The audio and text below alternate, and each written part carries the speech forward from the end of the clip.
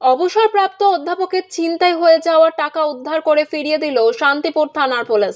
এক অধ্যাপকের কাছ থেকে 1,20,000 টাকা ছিনতাই হয়ে যাওয়ার পর 5 দিনের মধ্যে কুল কিনারা খুঁজে বার করল নদিয়ার শান্তিপুর থানার পুলিশ।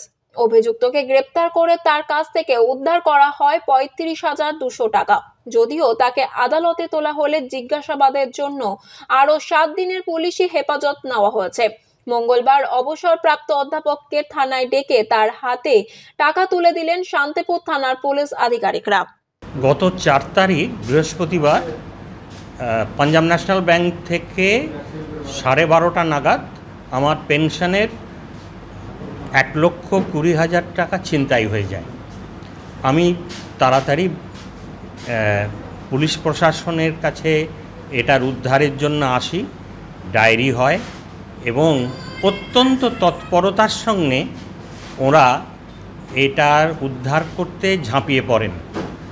শেষ পর্যন্ত আজকে 8 তারিখ, আজকে 9 তারিখ আমি 32,200 টাকা উদ্ধার হয়েছে এবং অপরাধীও টার্গেট করা গিয়েছে। তা আমি আশা করছি আরও কিছু উদ্ধার হবে। আমি পুলিশ প্রশাসনের এই তৎপরতা এবং এই কর্মদক্ষতায় মুগ্ধ। এরা এই রকমভাবে যদি অপরাধীদের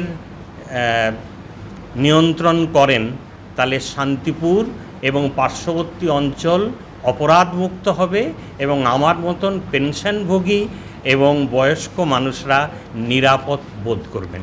এই যে টাকাটা উদ্ধার হয়েছে, আপনি ভাবতে পেরেছেন যে এত তাড়াতাড়ি এই টাকাটা উদ্ধার করা সম্ভব? একদমই ভাবতে পারিনি। কিন্তু তারা যেভাবে একদম কুইক রেসপন্স টিমের মতন ঝাঁপিয়ে পড়ে এটা করেছেন। আমি কলেজে অধ্যাপনা করার সঙ্গে সঙ্গে আমি WBCS ক্লাসও নিতাম। আমার অনেক ছাত্র বিভিন্ন পদে আছে, তাদের মধ্যে 2-1 হয়তো SPও হয়ে গিয়েছে। তা আমি কিন্তু শান্তিপুরে এদের কর্মদক্ষতায় অত্যন্ত খুশি।